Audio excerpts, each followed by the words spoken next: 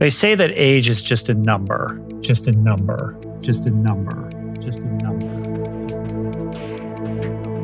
But I call bullshit on that.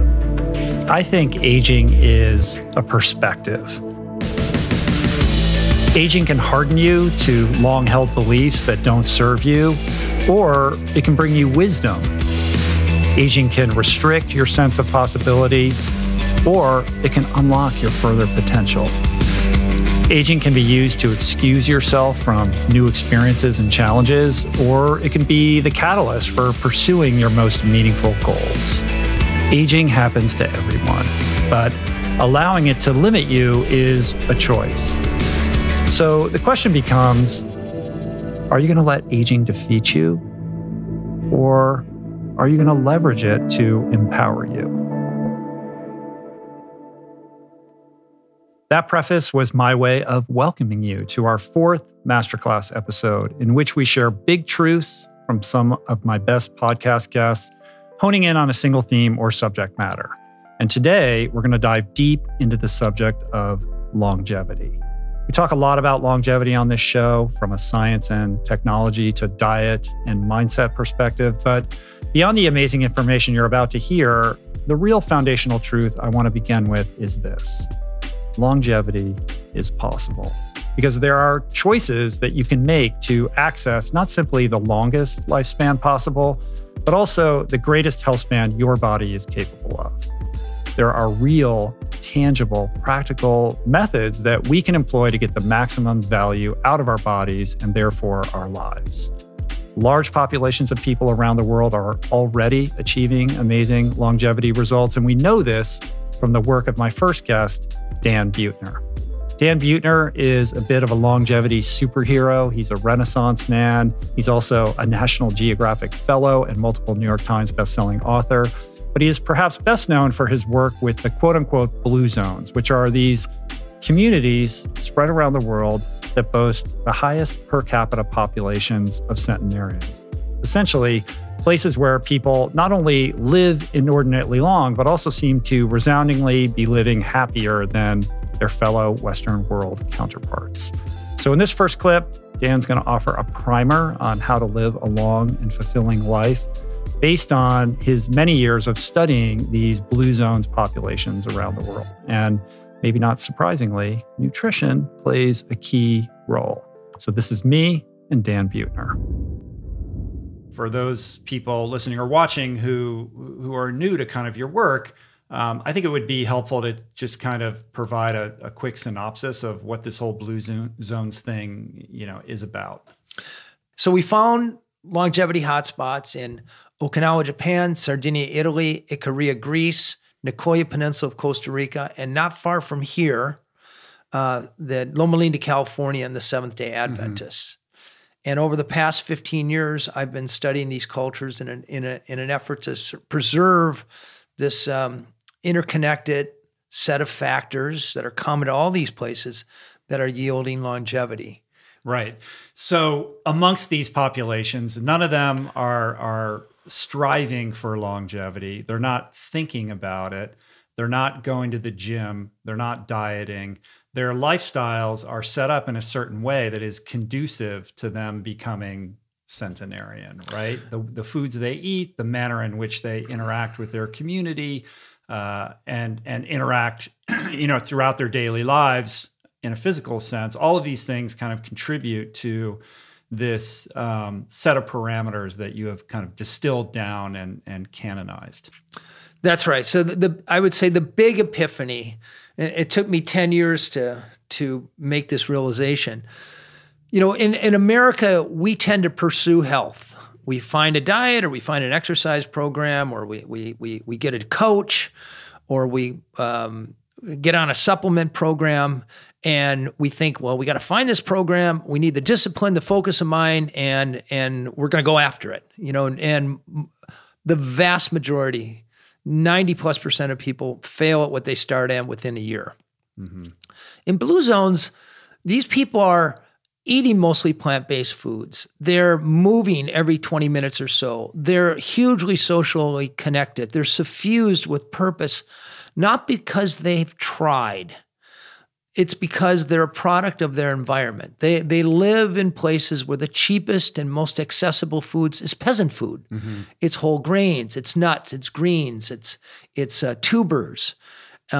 So it's cheapest and most accessible, and they have these time-honored recipes to make them taste good. And their kitchens are set up so they can make them easily. So of course they're going to eat that. It's a lot easier to eat that than, to travel to a big city and buy processed foods. They don't have these mechanized conveniences in their houses.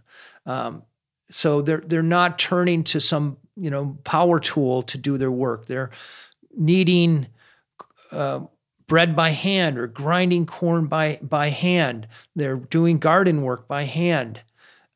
The option to implode into their homes onto their electronics isn't there because within a day, if you're not showing up to the village center or the party or church, somebody's knocking on your door to get you to show up. Yeah, the accountability. Yeah, there's a certain expectation. And nobody wakes up wondering what their position is in their community. There's always a very clear sense of purpose and sense of responsibility. The Okinawans use this word ikigai. People are starting to use that word a lot, sense of purpose, and it really does make a big difference when it comes to longevity, probably 8 extra years of life expectancy. But the purpose experience in Blue Zones isn't the sort of follow your passion purpose that we think of in America. We think, well, we're going to retire, or I got some free time on my hand. I'm going to travel, or I'm going to play golf, or pursue knitting, whatever it is. Purpose in Blue Zones is spliced with responsibility. So when people think of purpose, it's always connected to putting the focus back on somebody else. It's making sure the younger generation thrives. It's making sure that the community is taken care of, making sure certain practices are preserved. There's always an altruistic element to purpose in the Blue Zones. When you look at these Blue Zones pillars, movement, plant-based, plant-slant diet, faith, friendship, connectivity, all of these things, are they relatively evenly balanced? They're certainly independent. They're interdependent with each other, but is there one that stands out? Did you write this Blue Zones Kitchen book because the diet component of it is so important, or how do you think about the interplay of all of those? Yes, things? They are definitely connected, but the most important variable there is eating. Americans probably lose 6 years of life expectancy eating the standard American diet. This is at middle age, by the way. Right. Overeating, say, a Blue Zones diet, which is largely beans, whole grains, greens, nuts, and tubers, and fruits and vegetables as well. So I'll spin out a couple of the insights captured for Blue Zones Kitchen on how they eat. First of all, they're cooking, no matter where you go, they're only using about 20 recipes, or 20 ingredients rather, over and over and over. Of course, they know how to combine these ingredients to create a symphonic deliciousness, but not a ton of different crazy foods or superfoods. No superfoods, except for beans. Beans is probably the superfood. Number 2, they tend to consume all their food in about an 8-hour window. Breakfast like a king, lunch like a prince, dinner like a pauper. Number 3, they tend to say something before the meal that marks a punctuation between their busy life and now we're slowing down to eat, like a prayer, the Adventists or the Sardinians, or harahachi bu, which is a Confucian adage that the Okinawans say before every meal to remind themselves to stop eating when their stomachs are 80% full. They tend to eat with their family. They tend to not have electronics in their kitchen, so they're not eating to their favorite song or eating to their favorite TV show. They tend to cook at home as opposed to going out. These are all things that I would argue add to the ecosystem of eating that produces long-lived people, and the core of which being this knowing how to make plant-based food taste delicious. The very clear lesson that we get from Blue Zones is here's environments that we know are producing the statistically longest lived and healthiest populations. And when I say longest lived, I don't mean they have better genes that are going to make them live to 120. What I am saying is they're avoiding heart disease, cancer, diabetes, and dementia, the diseases that foreshorten your life. So they're getting the full 95 years or so, which is the capacity of the human machine. If you're listening to this right now, your body is right to the extent science understands the human body. Your body's capacity is 95 if you do all the right things. These populations are achieving that 95-year mark better than any other population in the world, and they're doing it because they live in the right environment. Next up in our survey of longevity is David Sinclair, PhD, who is one of the world's leading scientific authorities on aging, and maybe even more importantly, how to slow its effects. David is a professor in the Department of Genetics at Harvard Medical School. He's one of the scientific pioneers who co-discovered the cause of aging for yeast. And in this clip, David unpacks the science behind what aging is and provides insights into what we can do about it. What do you think are the most important things that people should be doing or looking after on a daily basis to kind of, take out an insurance policy against aging, given the current state of knowledge and understanding? That's well put. We now know we all have the power with the scientific basis to actually live at least 15 years longer. Mm-hmm. Okay, so there are actually, and I talked about this, I think, on Twitter recently, that there are 5 things that are pretty obvious and easy to do that'll give you 15 years. And that's just off the top of my head. Things like, exercise, the fasting, don't eat too much, eat the right foods, try to be plant-based, get sleep, have social network. That gives you 15 years. That's amazing. Right. That's not even delving deep into my book, which takes it to another level of what the best exercise and supplements probably are. About 80% of our lifestyle, 80% of our health in old age is due to our lifestyle and how we live. Right. And only 20% is genetic. And actually that's done by studying twins who, some smoke, some don't, some live different, do all this stuff. Your genes are not your destiny. That's the good news. So what that means is it's up to you. And if you want to be frail or, to be honest, dead at 80, go for it. We know how to do that. Do everything that the marketing people want you to do. Eat the cake, sit on your fat ass and watch movies. That'll get you there pretty quickly. Yeah. But fortunately, in part thanks to new media like this, we can actually all talk about what we think are the ways to extend lifespan and not be frail in old age. Like my father, I talk about him a lot. I'm very proud of him as a beacon of hope. At 80, he's still running around like he's 25. He's got no aches or pains, very sharp-minded, using all sorts of high-tech, lifting more weights than I can, literally. And our trainer, who's currently training the two of us together, he says, you know what, I think my dad was deadlifting, what was it, something like 180 pounds, something a lot. And he said, the last 80-year-old that I trained was learning how to get out of a chair. He's also somebody who's been on your kind of protocol for a while at this point. And to see him in the gym at 80, like crushing it, it's very inspiring. Well, I think most of us can achieve that in life. There will be unlucky people. Of course, diseases still will hit us. But most of us are wasting our lives because we're basically, not you, but most people don't think about their longevity. They think, when I'm old, I'll deal with that when it comes. Right. But now, in early and midlife, is the time to invest because it'll pay off dividends later in life. Let's define our terms. I mean, what is aging from your perspective? Well, I've come to the conclusion that aging is a condition. I will be bold and say it should be declared a disease. If you smoke, it increases your chance of getting lung cancer by about 5-fold. And we worry about that. We spend billions of dollars on trying to treat cancer and prevent smoking. Getting to the age of 60 increases your chance of cancer by 1,000-fold. Okay? Aging is the root cause of, by far, orders of magnitude, of all of these diseases that we eventually get. They're not separate things. Aging is what causes these. I mean, how many people do you know that get heart disease and Alzheimer's in their 20s? Very few. The reason is because the body is young enough to fend off these diseases. So my approach to this is that if we can figure out why we get old and how to reprogram the body, the cells in the body to be young again, we won't get those diseases. And even if we have those diseases, the body can heal itself like we were 20 again. Okay, so then when we age, what is actually happening on a cellular level?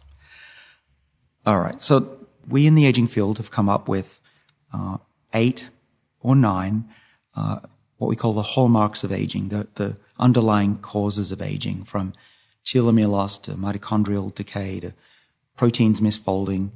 But I think there's actually one of those pieces of the pie, one of those 8 or 9, that's above all of them, that rules them all. And this is what I think is the basis of what I'm calling the information theory of aging. And what we and the team for sure deserves credit for finding was that there's a set of genes in yeast cells and also in our bodies as well, though at the time we didn't know it, that sense the environment. So when a yeast cell is hungry or it has too much temperature change, you make it hot, you make it really cold, or you subtract out some amino acids, it will live longer. And that is because it's activating a set of genes called the sirtuins. And they're called sirtuins because their first yeast gene was called SIR2.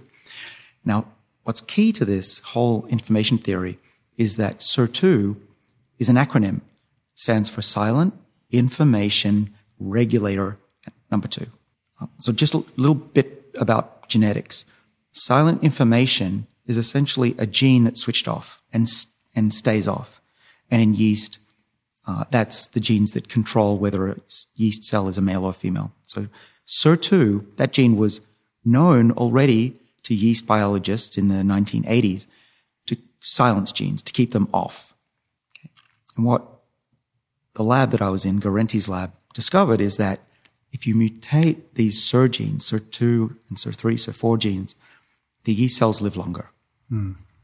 But out came this silencing, what we now know as an epigenetic regulator. And that blew everyone away, but it was very confusing. Why would a gene regulator have any impact on longevity?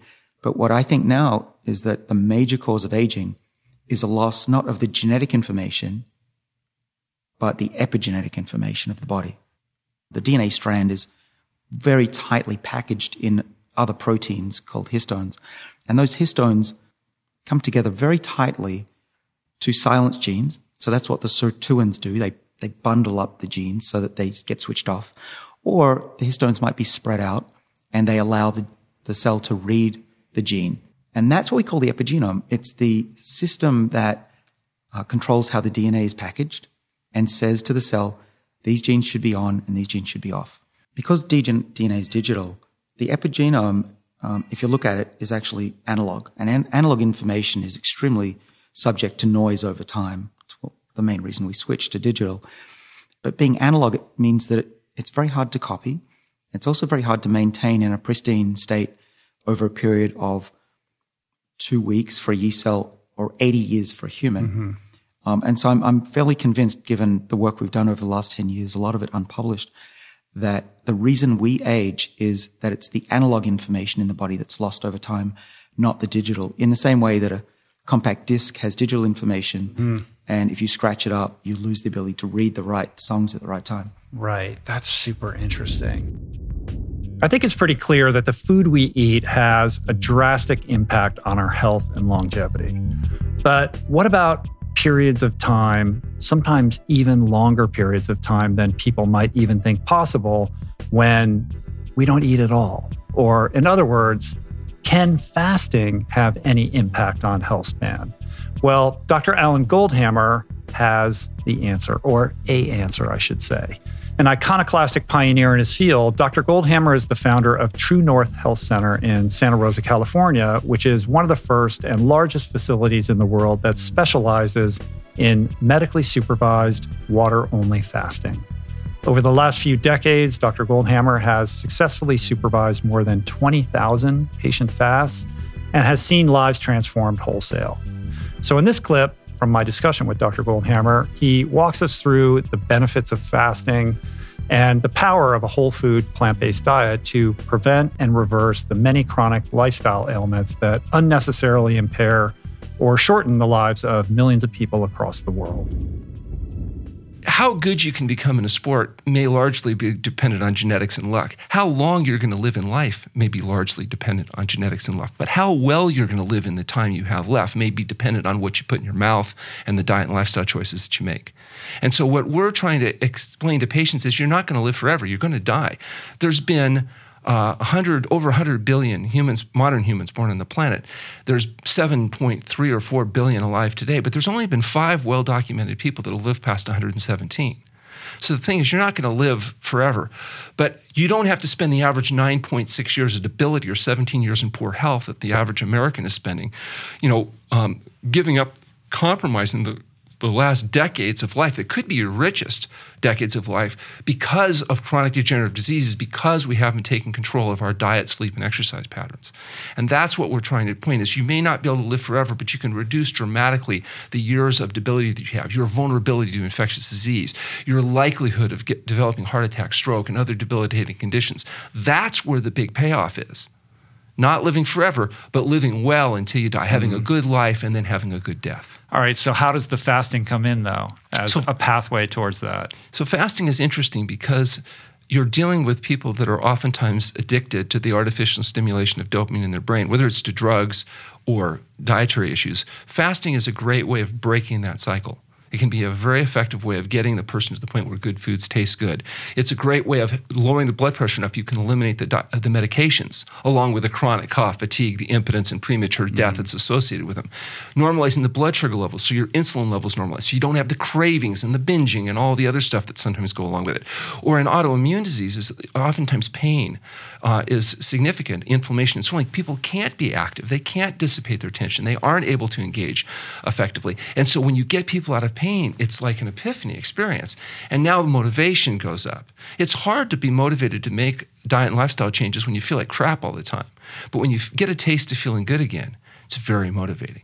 And now oftentimes that's enough motivation to help people overcome their addictions and their tendencies. The reality is I found the most effective patients are those are most motivated. And motivations that are the most powerful is pain, debility, and fear of death. Yeah, 100%. The only problem is, a lot of these people, they get out of pain and they're not fearing death anymore. And then they might slide a little bit because they think I'm better now. I don't have to work quite so hard.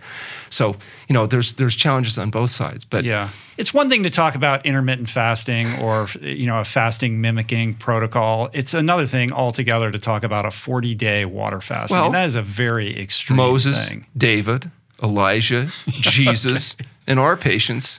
Right. Do fasting. It is interesting that fasting is, shows up in all these various religious traditions. Isn't it interesting? The Jews, the Jains, the Hindus, the Muslims, the Buddhists, the Christians, all these religions that diametrically opposed on so many things that are killing each other in the street over disagreements, they have one thing in common, and that's a tradition about fasting.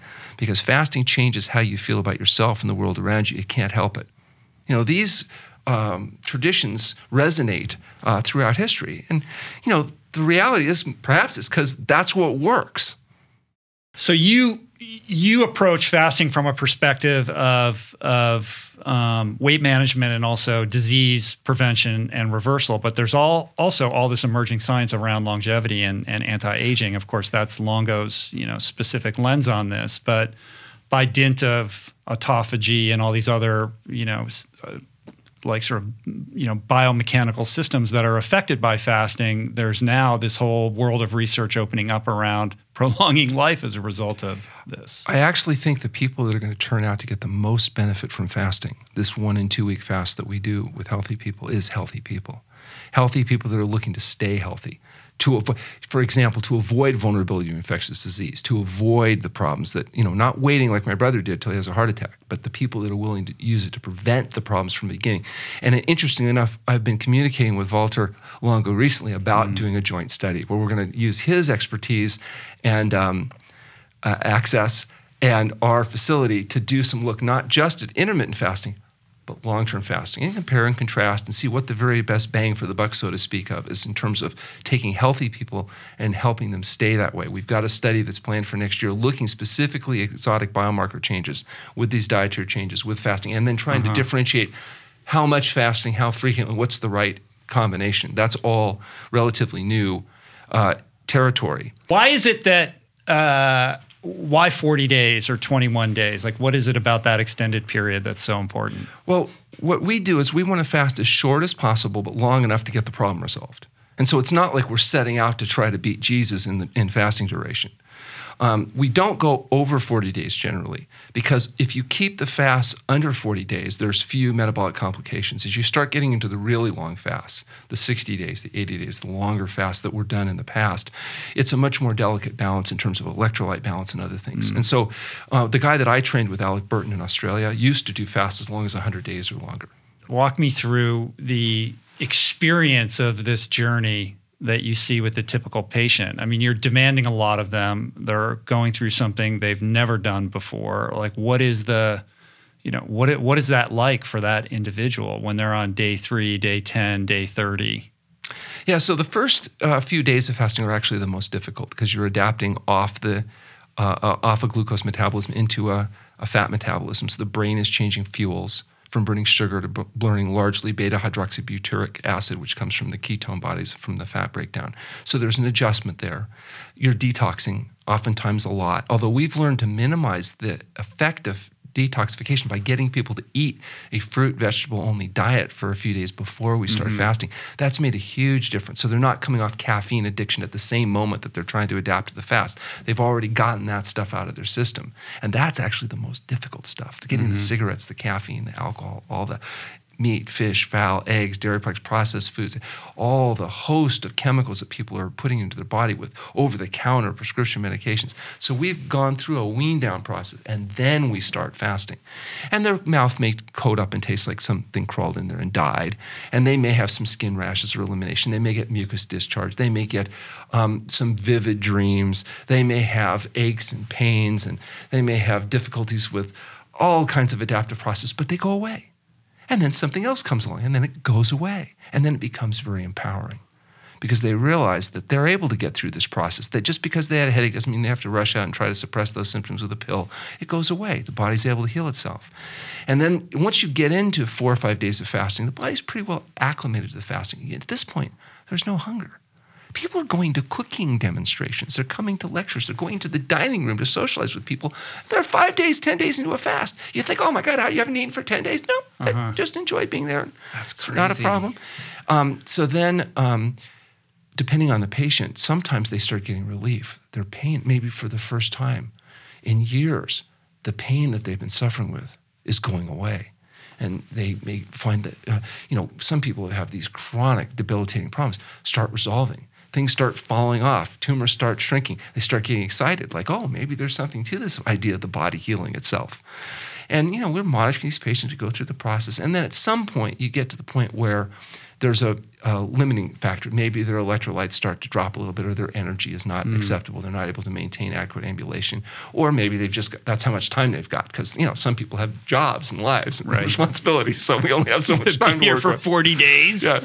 Well, my life completely craters on the outside. But for many people, this is an intense epiphanic experience because they've got this intense education that they're really open to. They've seen these other people, sometimes what looks to them like miracles going on, because they're seeing people that they have no expectation that could getting well. They're experiencing themselves sometimes for the first time, a sense of empowerment because they're able to actually reverse these processes that they were told nothing could be done, learn to live with it. What do they expect at their age? That's just how it is. And now they're thinking, wow, if they were wrong about that, maybe they're wrong about other things too. And they start, looking at all aspects of their life. When people first start exercising at first, it's not pleasant.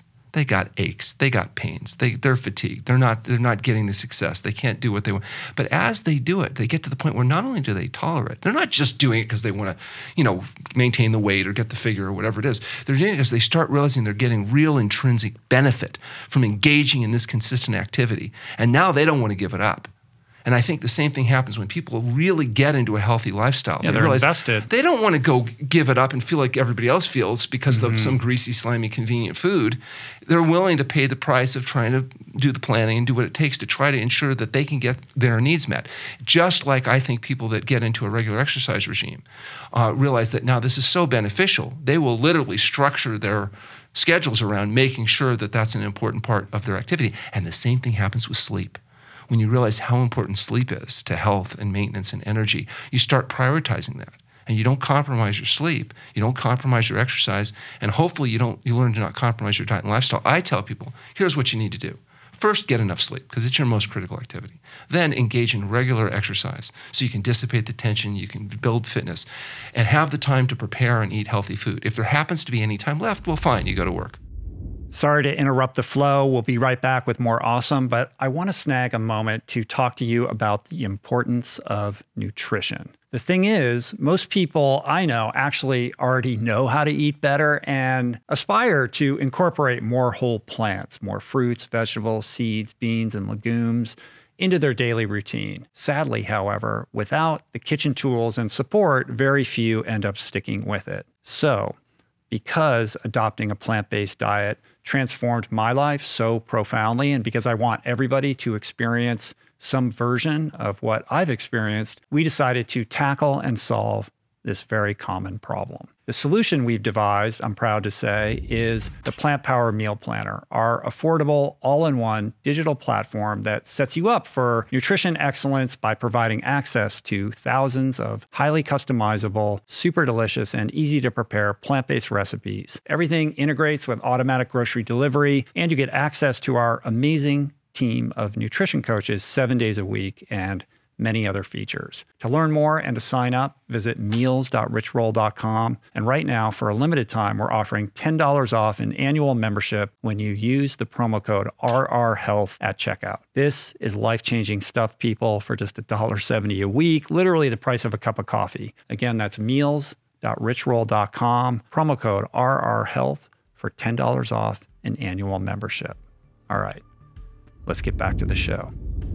There is no prescribable pharmaceutical, no magic pill available that will instantly prolong our lives. But there is an often overlooked and culturally undervalued tool for longevity that just might surprise you. A counterintuitive answer to our overstimulated, hyperproductive lifestyles that is readily available to everyone. What is that? It's sleep. Sleep, people. Enter the renowned Matthew Walker, a scientist and former professor at Harvard Medical School and current professor of neuroscience at the University of California, Berkeley, and one of the country's leading sleep experts. In this clip, Matthew will share insights into the value of sleep, the connection between insomnia and disease, and why sleep is inseparable from longevity. All stages of sleep are critical. No one stage of sleep you can do without suffering detriment. Right. Firstly, what we know is that 1 out of every 3 people that you pass on the street is not getting the sleep that they need. So the CDC right now stipulates a minimum of 7 hours of sleep to maintain human health. Yeah, one of the striking things in the book that really hit me was the relative lack of elasticity in the human body, in that just one night of dysregulated sleep a week has much more of a profound deleterious effect than you would think. You would think like, well, I sleep pretty well most nights, but once a week, like my stuff got screwed up, but I'll recover. Right. But the downstream implications of just a little bit of dysregulation are much more serious than one would suspect.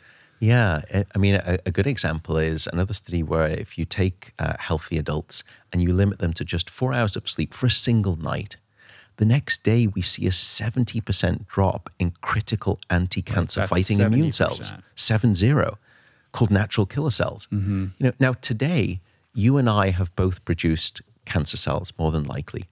What prevents those cells from becoming and manifesting as the condition that we call cancer is in part these critical cancer-fighting immune cells, natural killer cells.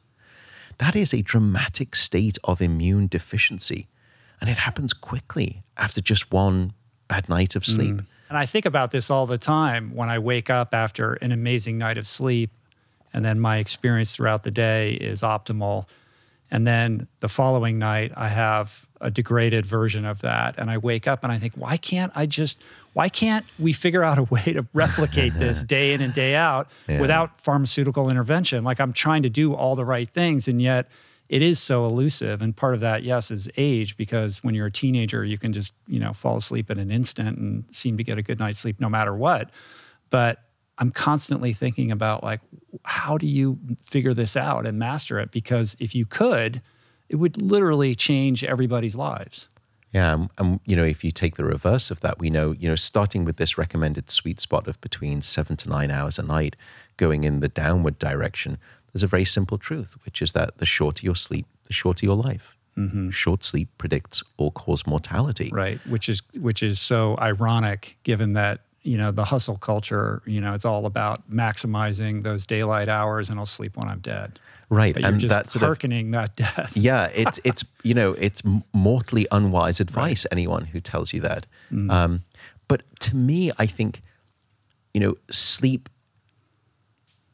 could be seen as the Swiss Army knife of health. Whatever ailment that you're facing, sleep normally has a tool in the box that can help.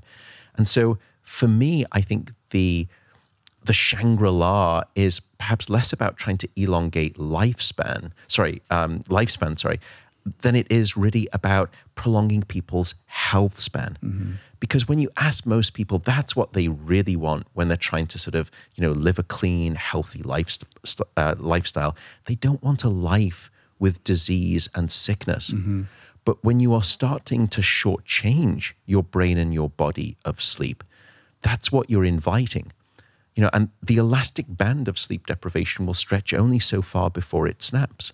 Mm. And if you fight biology, normally you lose. And the way you know you've lost is disease and sickness. Yeah. The human hubris over all of this, though, is something to behold, because we always think we can find an end run around these things. And as beautiful and magnificent as the scientific method is, it tends to be very binary in its approach, right? So if X, then Y, controlling for variables. But when you're dealing with systems that are so complex, my sense is that oftentimes it leads to unintended negative consequences, right? Like, take this pill and you'll sleep well, but we're not realizing or looking at all these other things that are occurring. And it isn't until much later when researchers like yourself can pull the covers on that and say, this was not such a good idea. Yeah, pull the covers, no pun intended. Yeah, and right. But I think you're right. There is a very understandable, again, I don't want to sort of be finger wagging or chastise people. If you don't know the science of sleep, I would be just as unknowing. But it took Mother Nature 3.6 million years to put this essential thing called, a 7 to 9 hour sleep need in place.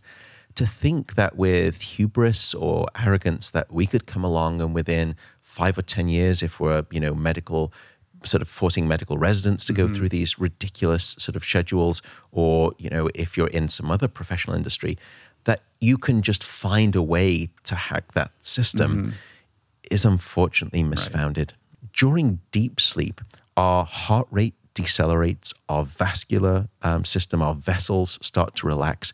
You can think of deep sleep like the very best form of blood pressure medication that you could ever wish for. We also see that it's during that nighttime phase when we drop levels of cortisol, which otherwise, if left in high concentrations, is a stress-related chemical. It's an adaptive chemical too. We all need cortisol. But if you're just chronically high in cortisol, that is deathly for your cardiovascular system. And sleep will actually ratchet down that level. Also, sleep will quiet the fight or flight branch of your nervous system. It's called the sympathetic nervous system, which I think is terribly named. It's anything but sympathetic. It's agitating, it's aggravating. And it's during deep sleep that we actually shift over from that fight or flight branch to the more quiescent, calming branch called the parasympathetic nervous system. And so now we can start to understand why we see risks for heart attack, risks for cardiovascular disorder. We published a paper a couple of months ago demonstrating that short sleep, and particularly not just short sleep, but also fragmented sleep. And this is, I think, another important point that we've learned in the most recent years. It's not just about the quantity of sleep. It's also about the quality of that sleep. And we found that people who had fragmented sleep had a higher likelihood of their blood vessels becoming hard. It's what we call atherosclerosis, the hardening of the blood vessels, which can then be a direct pathway to cardiovascular disease and heart attack as well. That's interesting. And is there a sense of where that falls in the pecking order of importance when you compare it to nutrition or exercise or these other kind of contributing or ameliorating factors with respect to heart disease? It's just as heavy a hitter. If you look at the combination of quantity and quality of sleep and you look at the effect sizes, it's right up there. You can almost play the game, and I don't mean to do this because I'm someone who I'm very dedicated to a practice of physical activity and exercise. I'm not quite at your level, but and I eat very cleanly. I too am a vegetarian. So I respect those things because I know how utterly important they are for my health span and my lifespan. But I can do a thought experiment where I say, I take you, Rich Roll, and I'm going to deprive you of either exercise for 24 hours, of food for 24 hours, of water for 24 hours, or of sleep for 24 hours.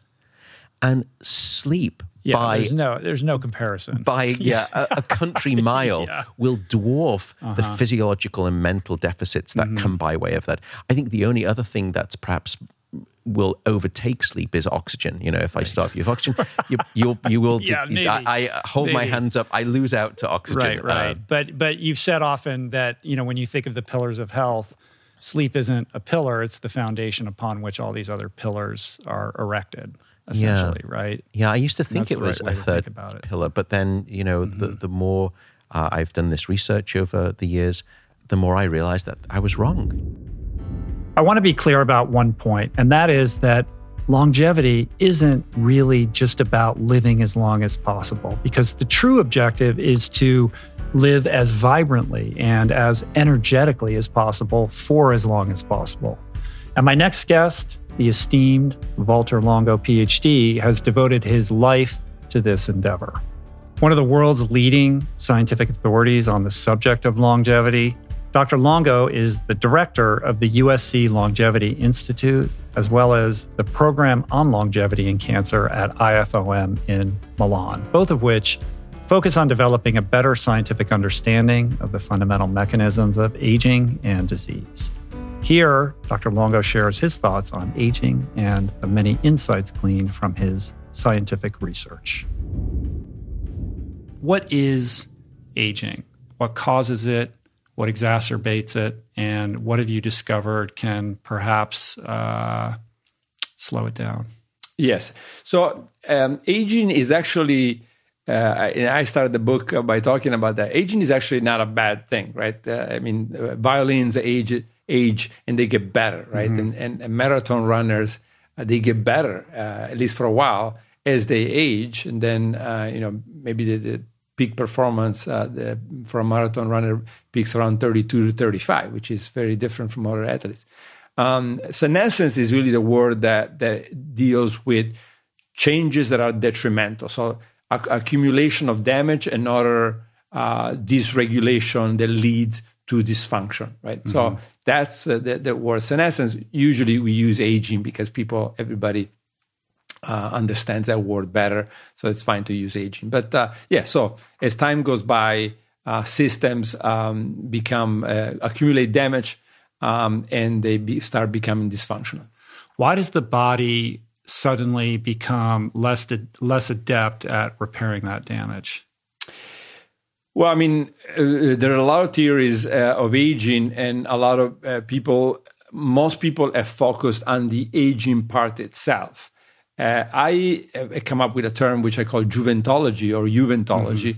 And the difference is that I focus on what is the program that keeps you young versus what is the process that makes you old, right? So it's very different. Right. So in my gerontology versus juventology is sort of like the study and science of health versus the study and science of disease, which is really the model of Western medicine. Yes. In a sense, I think so. Because if you're studying things going wrong, aging, right, then you focus on the deterioration. So, for example, if you think of a car, and that's one of the pillars that I talk about in the book, you can study the tires and you can say, okay, I'm going to learn everything about the rubber, how the rubber gets older and older, and how to make it not get older and older. Mm-hmm. But I can come around with Juventology and say, why are you worried about that? Just change the tires. Right. Do 50,000 miles and put a new set of tires on. Now, all of a sudden, all that research, you can see how it's pointless, right? You just have to find out how to replace the tires. Right. So you got to figure out how the body can produce new tires, right? Which gets into this stem cell regeneration work that you do. Yeah. So what is the structure that you set up to try to determine what keeps a cell young or what can sort of increase its longevity?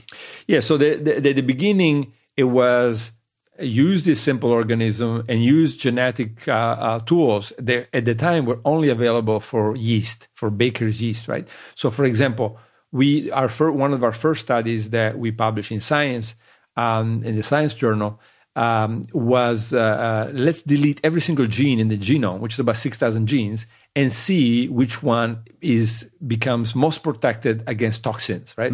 Multiple toxins.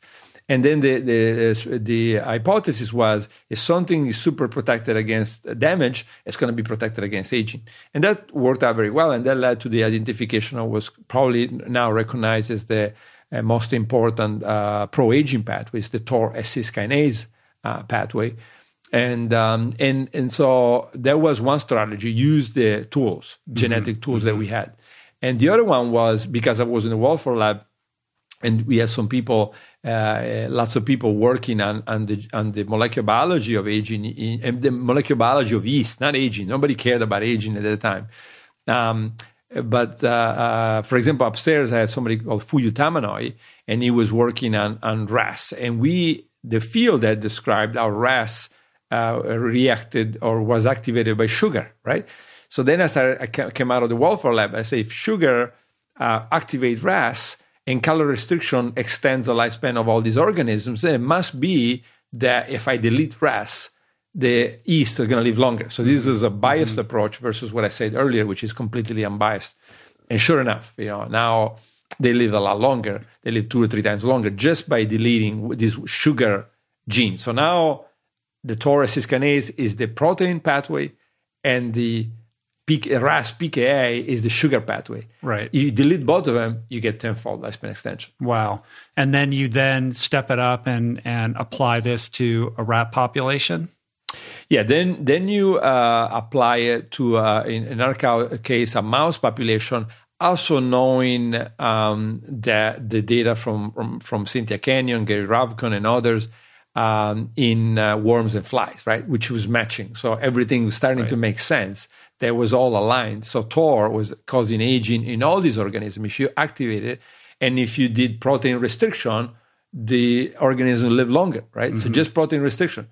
So then you do the work in mice, and then of course you do the work with nutrition and say, well, if deleting the protein gene and the sugar gene makes the organism live longer, what if I just remove sugar and proteins? And then you go in proteins to say, well, do I need to remove all proteins? Maybe not. Maybe just certain amino acids that are contained in proteins. So we remove serine, threonine, and valine, 3 amino acids, and show that those were the major ones that control the TOR gene, right? So then we started really having a much more sophisticated understanding of all the network that controls aging in yeast and mice, but also understanding of the nutrients within food that controls the genes that control aging. You deduce from that what, and how does that inform like the next chapter? Well, from that, we deduce that it works, right? It's not a mouse or a yeast finding. This is going after cellular protection, multi-system cellular protection across the board. So then these mice that could get to 50% longer life but have half of the cancers and protection from diabetes, from protection from inflammation, protection from cognitive decline. Their brain worked better longer. And we also showed that for the humans. So now all of this is possible. You're starting to say, well, we don't have to be this Western world of living long, very sick now. We used to live a little bit shorter, healthier. Now we live longer, sicker. And we can live longer, healthier. So the opposite of what we are obtaining now. So now we're keeping people alive with lots of drugs, and lots of intervention. Yeah, the idea that extending longevity will only extend the period of time in which you're sick is the paradigm you're trying to upend. Yeah, we want to turn it completely around. Right. So not only we don't go to higher, because of course, as soon as you start saying we want to make people live 20 years longer to 110, let's say 30 years longer than now, right? People are going to say, no, absolutely not. Because they think of all the people that they know, right? You're just they're all sick. In old folks' home the whole time, unable to walk. Yeah. So, but if you look at Emma Morano, who at 112 could still live in her house alone, right? I mean, she didn't live alone, but she could have if she wanted to. I mean, she had people that came. But I think until 105, 106, she was alone, living alone. And also if you saw Salvatore Caruso at 110, you'd think that's pretty good. Named one of the top 100 longevity leaders in the world, Sergei Young is an X Prize Foundation board member, the founder of the $100 million Longevity Vision Fund, and a development sponsor of the Age Reversal X Prize, which is a global competition designed to find a cure for aging. You heard that right, a cure.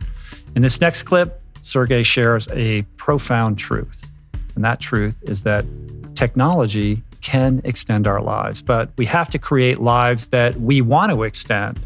The real secret to longevity isn't the secret. It's about what we're creating here and now, how we're living our lives on a daily basis. And this is the foundation for what Sergei calls growing young. But I'll let him explain further.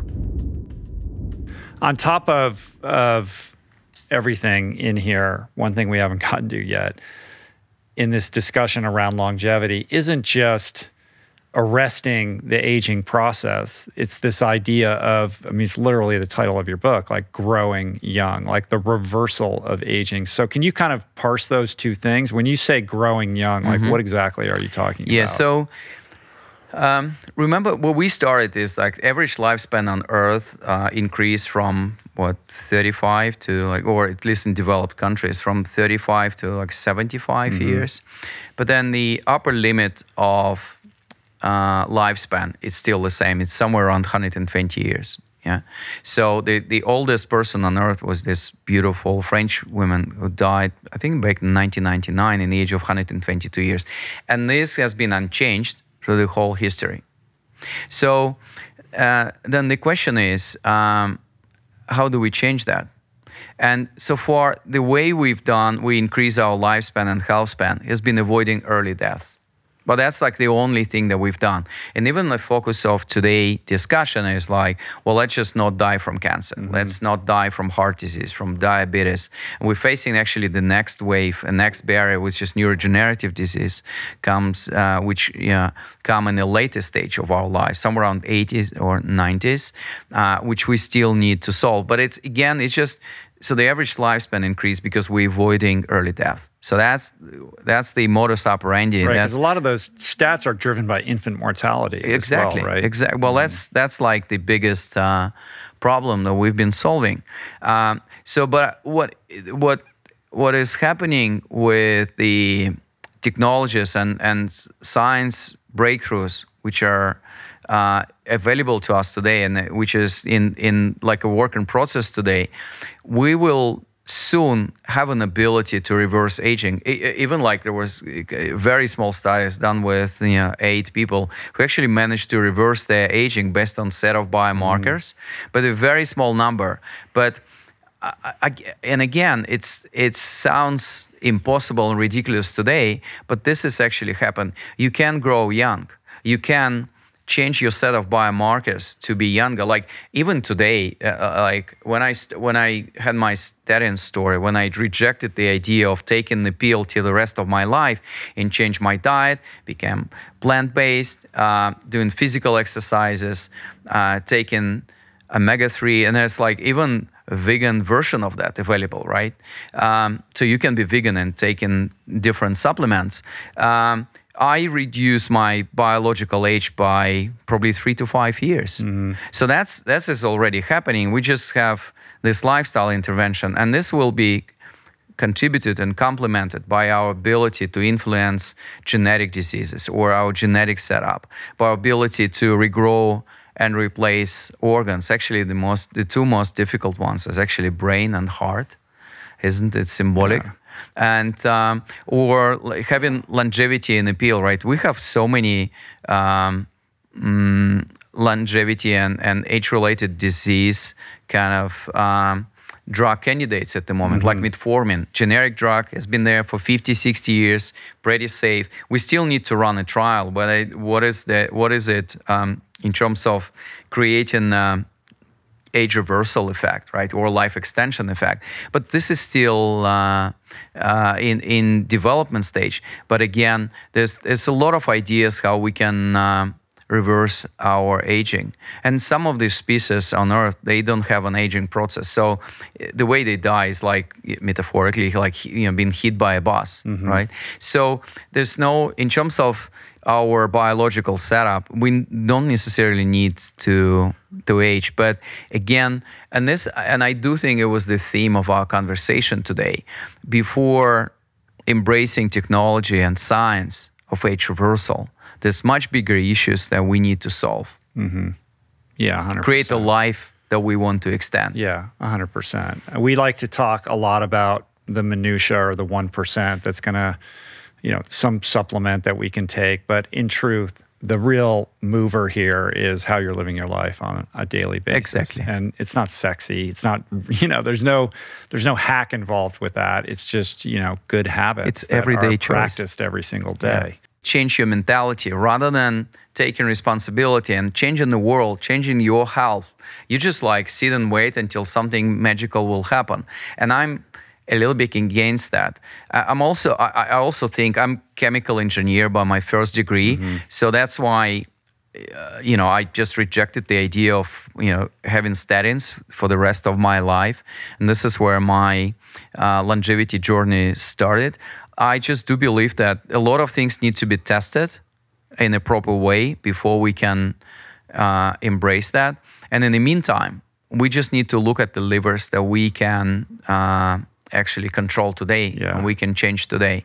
So I think the downside of believing in magic pill or magic supplement is that it's just another excuse for us to be irresponsible. Yeah, it divorces you from responsibility. Yeah, I would agree with that.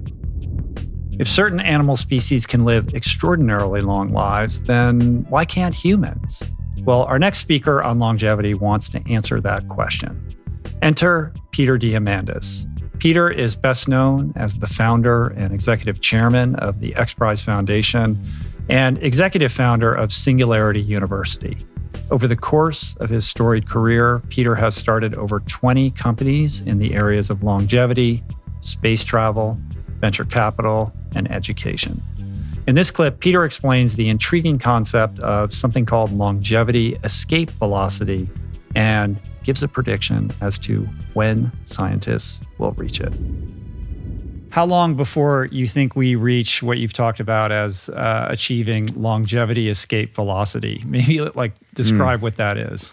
So today, science is having breakthroughs that are extending your life every year. And on the average, for every year you're alive, science extends your life for about a quarter of a year. There is a point, and Ray Kurzweil talks about it extensively, and Ray wrote the preface of our book. He's one of my mentors, one of the greatest thinkers on exponential technologies. He's my co-founder at Singularity University.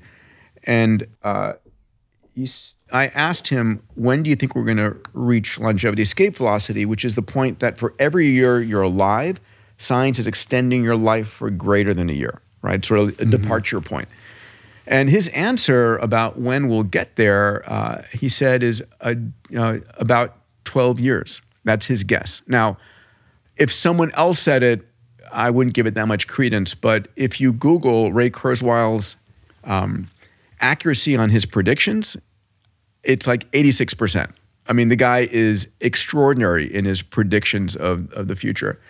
And then I was in a conversation with George Church, who I also write about extensively in the book. And I asked George, when do you think we're going to, George is a professor of genomics at Harvard Medical School, same as David Sinclair. They're fantastic friends and collaborators.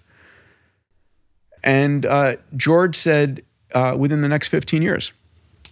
Wow. And so I'm like, that's kind of insane, right? Right. So let's assume for a moment that that's correct.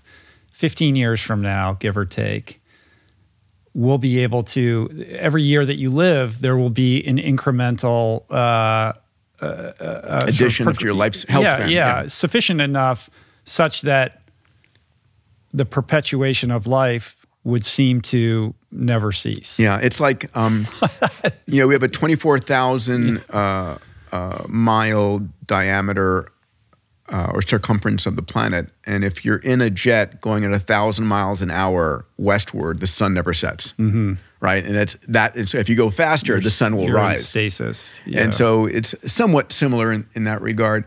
And it gets you thinking, which is, to use a phrase from one of Ray's books, Fantastic Voyage, it's living long enough to live forever. Now, let's put aside the idea of living forever as a moment, but how long can we live? When I was in medical school years ago, Rich, I remember watching a TV show on long-lived sea life. And I wasn't, didn't have much time for TV. I would basically just watch Star Trek whenever I could, which was my sort of vitamin dosage. And what I learned was that certain species of sea life, like the bowhead whale, large mammal, can live for 200 years. And Greenland sharks can live 400 or 500 years. Sea turtles, similar multi-100-year lifespan. And so the question is, if they can live that long, why can't we? Right. And I remember thinking, it's either going to be a hardware problem or a software problem. And we're going to have the tools to fix that. And I think we're on the precipice of that. And and from a philosophical point of view, like that conjures up a conversation around the appropriateness of all of it, does it not? I mean, you're somebody who's always been very optimistic. You've written a couple books where you kind of canvass these emerging technologies and you characterize them in very favorable terms. So you're not one to be prone to dystopian, scenarios.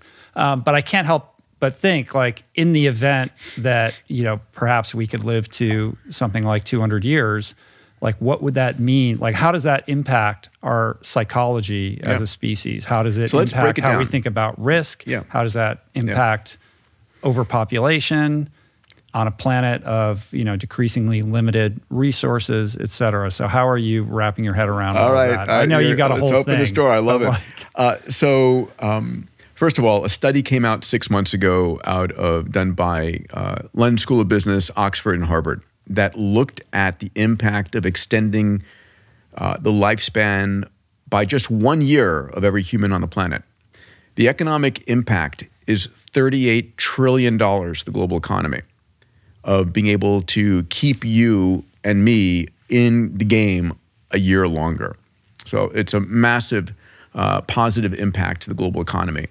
I'm going to want to keep people in the game. And why do people stop working? Because they're in pain or they're tired, they don't have the energy. And so, but if you can have the vitality, the aesthetics, the cognition, the mobility at 100 years old that you had at 50 or 60, it's an amazing time to be alive. I can't help but think, if you could live to 200, the possibility certainly exists that you would have multiple partners across that period of time. And you might have multiple families. Like, I had a whole family with 2 kids with this person, and now I'm going to have 2 kids with you could do that 3 or 4 times over. And multiple careers, 3 or 4 times over. The reality is that our existence, our societal structure, our laws are built around a very different age. We don't have a true democracy, but a representative democracy, because the communications didn't exist back, hundreds of years ago to be able to count everybody's vote, but they do now. The idea of Social Security was designed and developed when the average lifespan was like 55. You would retire, go on Social Security, 18 months later, you were dead. Right. And so all of this is changing. And, for the financial advisors listening to us or the people who are dependent upon financial advisors, making sure you have enough money if you're going to add 20 or 30 healthy years is an important conversation to have. And it's not being had sufficiently. Because I think this is the direction that we're heading. Longevity escape velocity is kind of a fun, exciting idea to ponder, but I'm not sure how it applies to our lives on a daily basis. There are other things that drive our attention and focus, things like heart disease, depression, autoimmune disorders, and how about at the top of that pyramid, stress? Stress is a big one. And according to my next guest, Dr. Rangan Chatterjee, it's at the heart of 70 to 90% of conditions treated by primary care doctors. In regard to longevity, the truth is that bodies under chronic stress will deteriorate more rapidly than those that are not. And in the following clip, Dr. Chatterjee explains the science behind stress and how to properly manage it to promote a longer, healthier life. I feel like the word stress is used very cavalierly, like, wow, we're all stressed, I'm stressed out, I'm anxious or whatever. But perhaps it might be beneficial to define the term. Like when we say stress, what do we actually mean? And what is happening biologically, physiologically in the body when we are under this form of duress? I mean, it is a perception. It is a perception when your body feels that it's under threat, that it is in danger. That fundamentally is what I think stress is. Now, how do you explain that? Between 70 and 90% of all conditions that a primary care doctor sees in any given day is in some way related to stress. That's bananas. That is bananas. But I'm going to explain why I think it is quite easy to understand when you understand what the stress response is. So let's go back again 2 million years, right? 2, 3, whatever. We go back a couple of million years ago and understand how our stress response evolved. So we were, again, in our hunter-gatherer community, getting on with our business, doing what we need to do, and a wild predator is attacking or approaching. We get scared. In an instant, our stress response kicks into gear. So what happens then? Well, a series of physiological changes start to take place that are designed to keep us safe. So I can't list them all, but let's go through some of them. Your blood sugar starts to rise. Great. That means you're going to deliver more glucose to your brain. That is fantastic in that threat scenario. Your blood pressure starts to go up, so you can deliver more oxygen to your brain. Your amygdala, that's the emotional part of your brain, right? That becomes hyperreactive, so you are literally hypervigilant for all the threats around you. Your blood starts to become more prone to clotting, so that if you were to get attacked by that lion and that predator, you're not going to bleed to death. Your blood's going to clot. That's going to keep you safe. These are very, very smart, complex mechanisms that are designed to keep us safe. The problem is, quite simply, is that now in the 21st century, many of us are having our stress responses activated not to wild predators, but to our daily lives, to our email inboxes, to our to-do lists, to the fact that we've got competing demands at work, to the fact that two parents are working and someone's trying to rush home to pick up the kids, the fact that actually we're living separate from our family, so we're having to do all the childcare ourselves. We don't have grandparents around us, to the fact that we may have elderly parents now we're looking after, as well as looking after a young family. For many of us, that is activating our stress response. So what happens? Well, those mechanisms that are so helpful to us in the short term, they start to become problematic. Blood sugar going up is fine for 30 minutes. If your blood sugar is going up day in, day out, well, that leads to fatigue, obesity, high blood pressure, and ultimately type 2 diabetes just from being stressed. And I go back to saying what I said before, what the whole conversation around health is dominated by diet and movement. Talk about type 2 diabetes. It's all about which dietary tribe you subscribe to. I can tell you that stress is a very, very key player when it comes to your blood sugar. And I have put many cases of type 2 diabetes into remission Yes, I changed their diet for sure, but when the diet plateaued, the way I got the blood sugar lower was by addressing their stress levels. So blood sugar problem, helpful in the short term, harmful in the long term. Blood pressure, again, same thing. Great if you're running away from a tiger. Great if you're in your spinning class in the gym. It's an appropriate response to that stressor. But if that's happening to your email inbox, that's a problem. What about your emotional brain, right? The amygdala. I just said, when you are trying to escape a predator, you become hyper-vigilant to all the threats around you. That is appropriate. If you go to downtown LA tonight and it is dark and you are walking down a dark street and you think somebody is following you, you know what? You want your amygdala to go on high alert. You want to be hyper-vigilant to all the threats around you. If that's happening day in, day out to your life, that's what we call anxiety, right? So suddenly, this very complex mechanism, when you simplify it right down, we can start to see why up to 90% of what I see as a doctor is in some way related to stress. But what about the things that it switches off, right? We've spoken a bit about relationships. So libido is a big problem these days. I've been practicing for nearly 20 years. I'm seeing more cases of low libido now than I've ever seen. Not a week goes by where I don't see a young male in their 20s complaining of low libido. This was not happening even 5 years ago, certainly in my practice. There are many factors to consider, but stress is probably the biggest in my view. Again, go back 2 million years. You are running away from a threat. In that moment, you need to prioritize survival.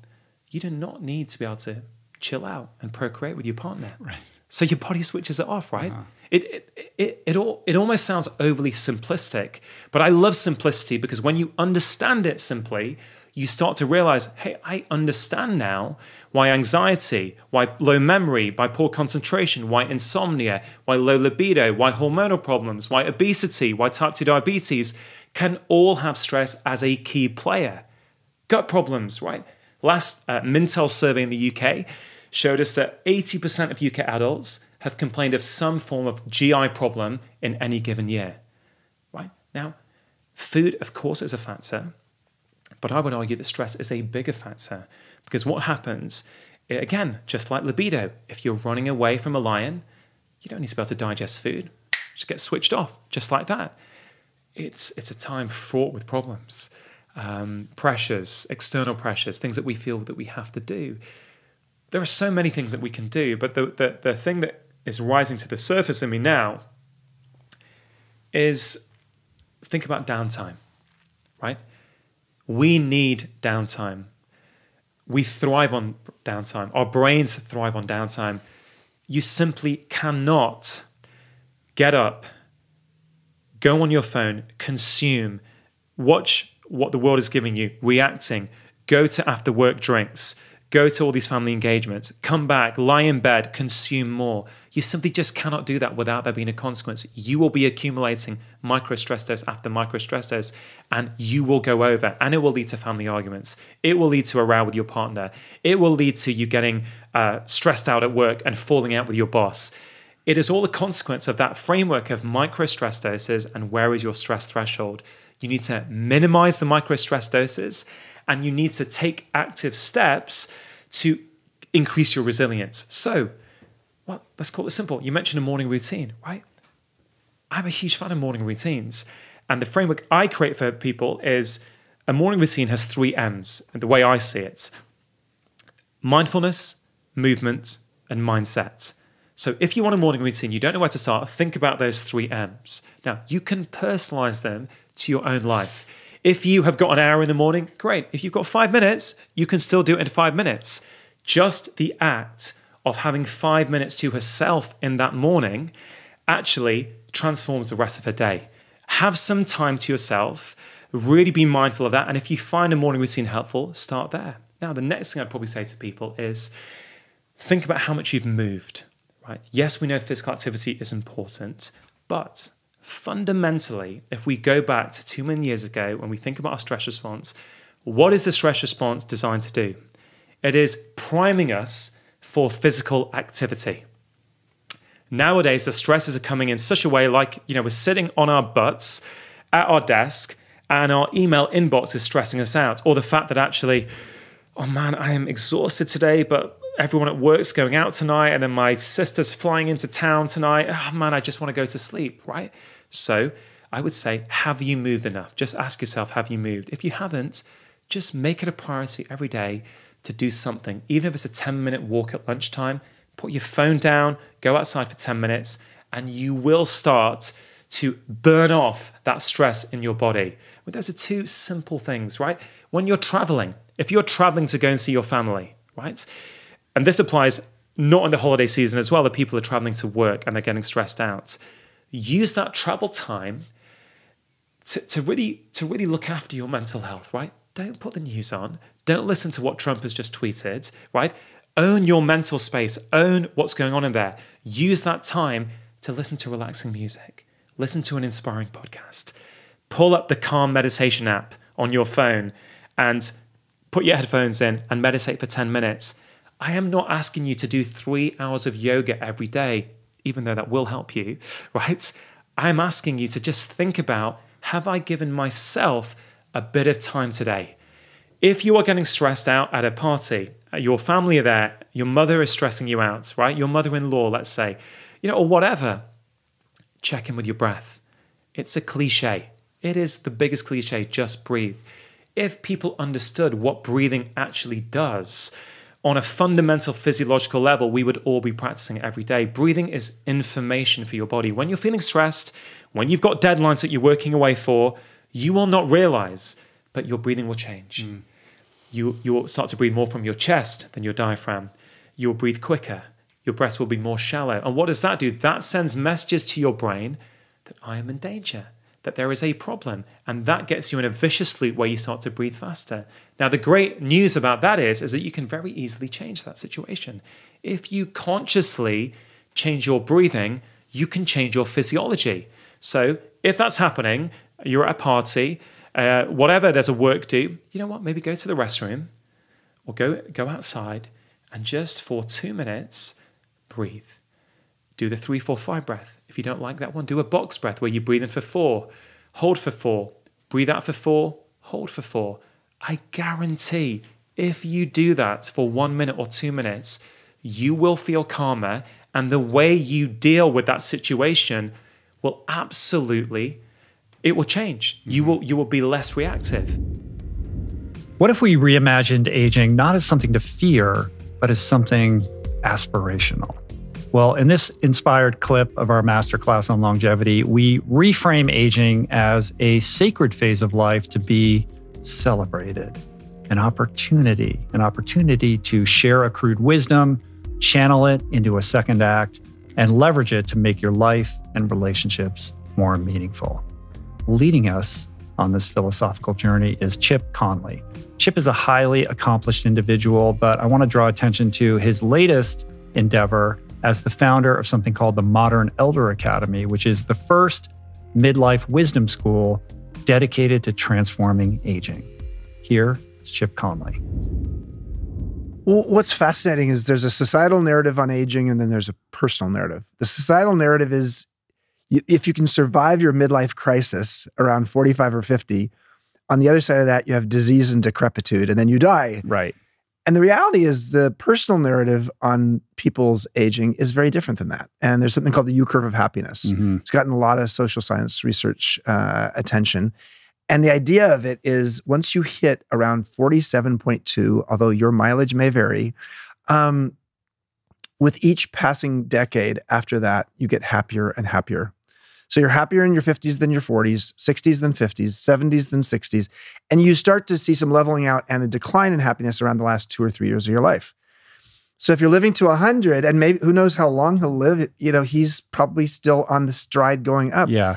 But what's so strange is the gap between the personal narrative, which is actually people do get happier as after age 50, and the societal narrative, which is, it's all, you're all downhill after about age 40. The way we think about aging is so unhealthy. It's like this black hole. Like, there's, and I know you've talked about this, there's childhood, there's adulthood, and then what? Like what happens for 40 or 50 years? Like we don't really talk about it. You've dubbed it elderhood. But short of housing people in these horrible, sort of assisted living situations, we haven't really created any kind of modern, forward-thinking kind of programming around like how to get the most out of these many decades later in life. You know, if you're going to live till 90, which is, you know, very likely for a lot of us. My parents are 84. Neither one of them has been a huge athlete. And they're on a 6-week vacation right now at age 84. So if you live till 90 and you're 54, which is a little bit younger than you, you're halfway through your adult life if you start counting at age 18. And we don't think about life that way. We very much underestimate how much adult life we have ahead of us. We also overestimate how long we're going to be an invalid.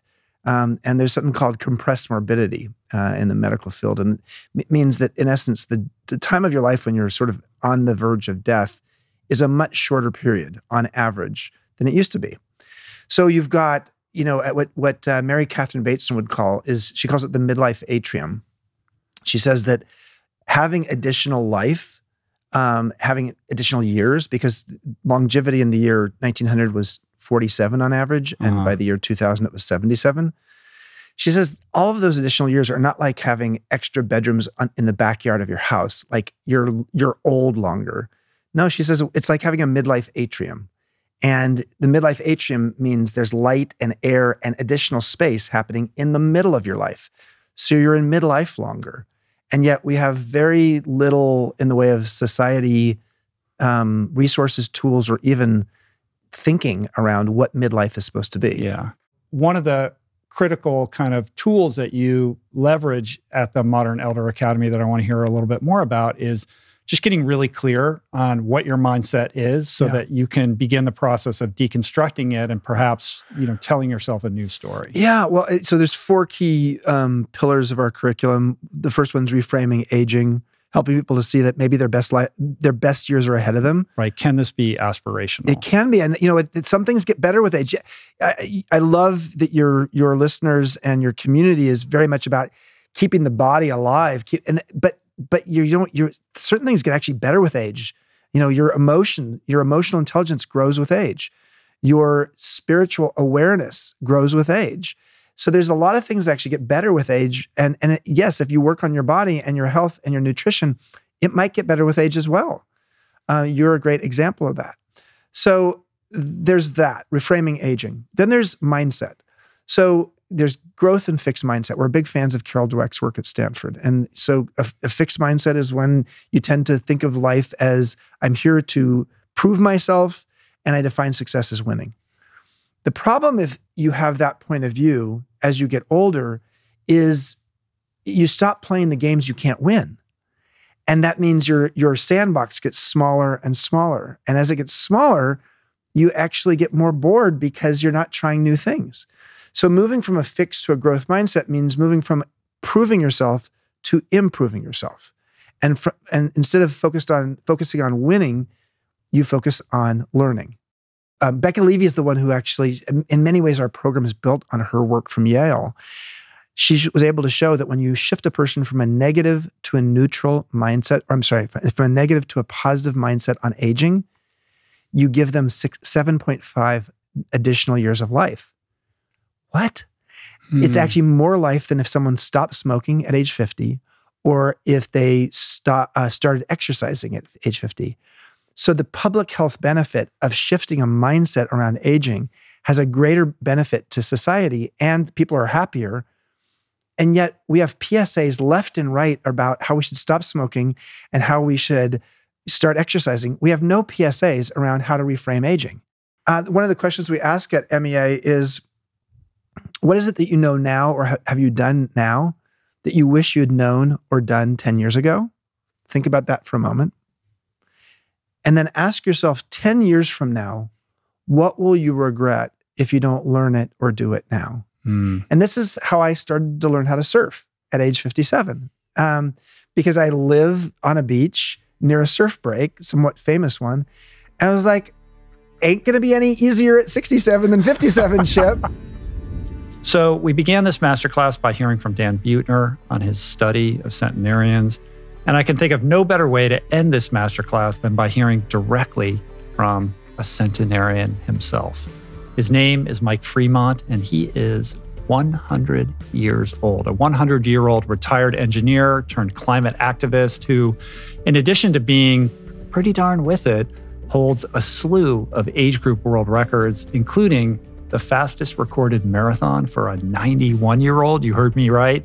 And at 96, the ripe old age of 96, he set the American 1-mile record for his age group. What's perhaps most remarkable about Mike is that his running career didn't even kick into high gear until his 60s, which, for context, was 40 years ago. If you may be feeling like it's too late, that you've missed the boat on regaining fitness, I would say take a cue from Mike because you are incorrect. I love chatting with him. I consider him a new friend, and I'm proud to share his story with you. This is a never-before-published clip from my conversation with centenarian Mike Fremont.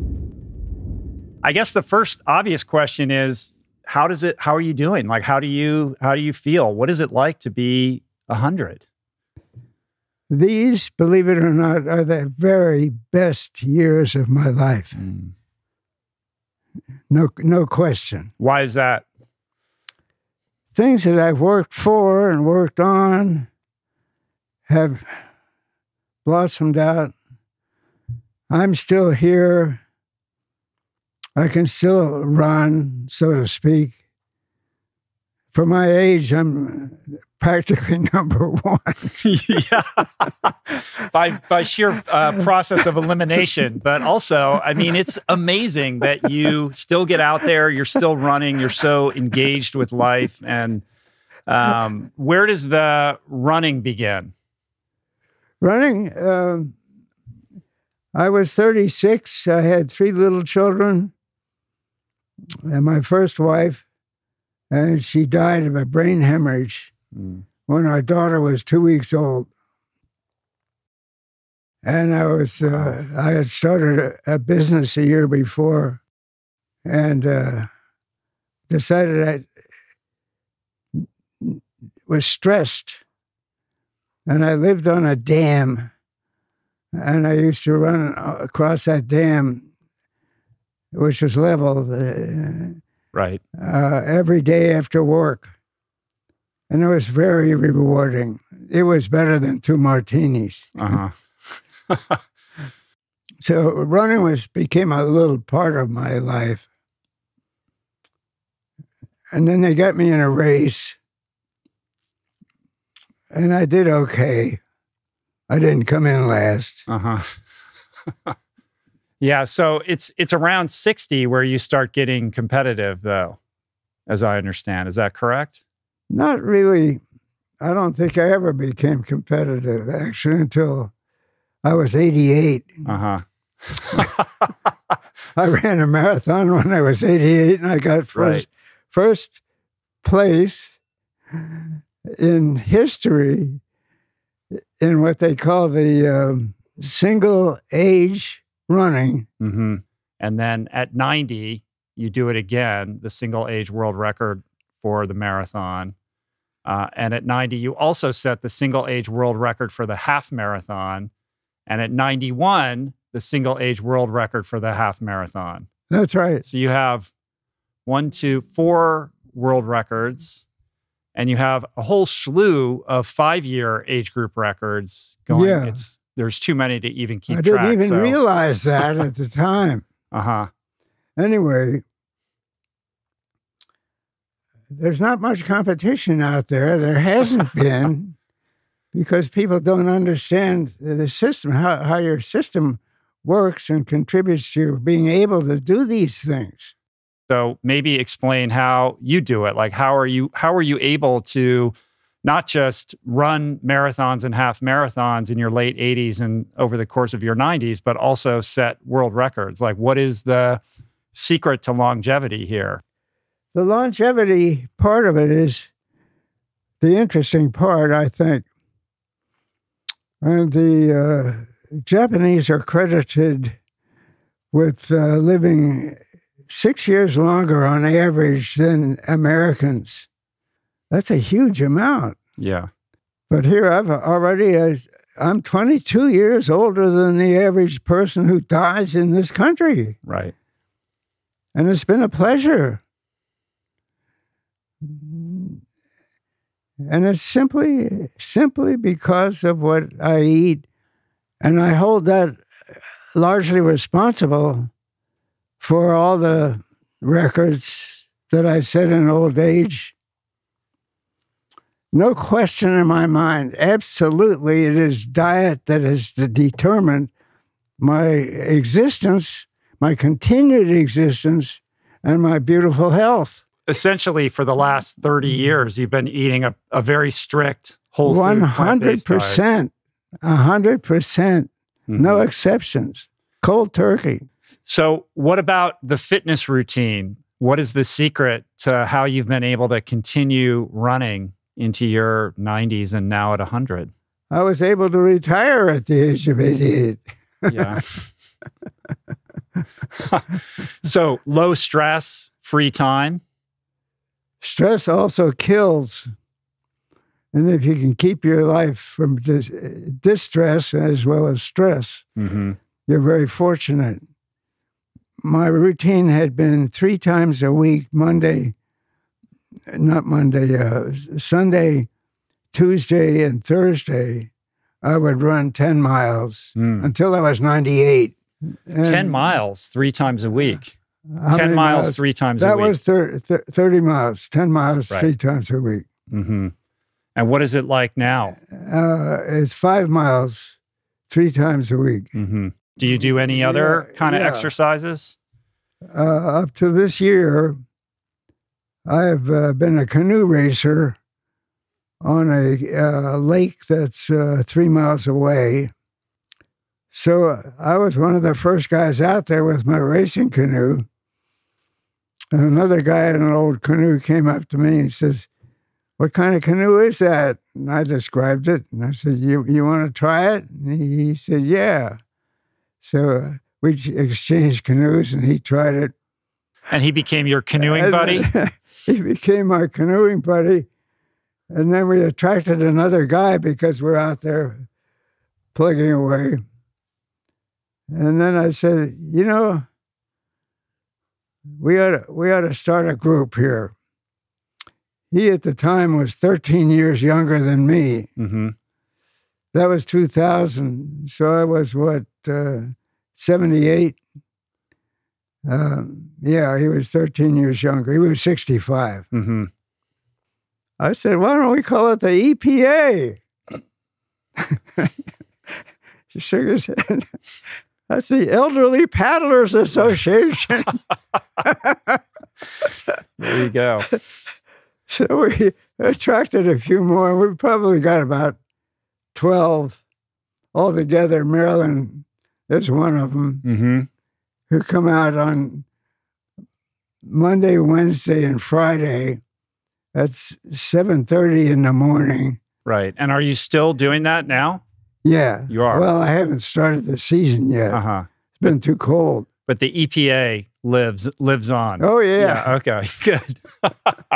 Has anybody run a marathon at age 100? I don't think that's ever occurred. I don't think so. I really don't think so. Yeah.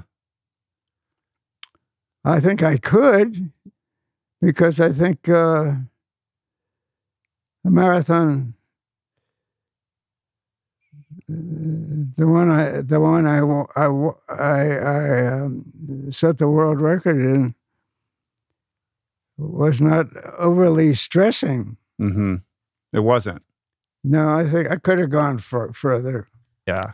But the fact that you didn't even kick into your highest gear in running until you were around 60, and that's when you kind of really found your competitive groove with all of this, like, it's very inspiring, because that's a period of time where most people would feel like it's time to slow down.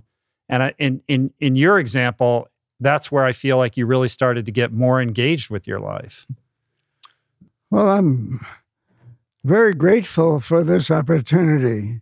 And that's a major impact I could have, is to reach other people with this message. Because I'm saying it works for me. Big time. to be at least 22 years older than the average person who dies in America. And I feel that's not long enough yet. Yeah. I sincerely hope that after hearing all of this vital wisdom, your perspective on aging has shifted from that of limitation to a conduit to the healthiest, most fulfilled version of yourself. I trust we offered you a handful of tools and practices you can implement today to begin a renewed journey toward living as well as you can for as long as you can. If you've been inspired, then consider revisiting or visiting anew my in-depth conversations with these esteemed guests. The guests you've heard here will have their episode numbers posted in the show notes. So thanks for listening and watching, and please know that I'm wishing for all of you the greatest longevity possible. Until next time, peace, plants.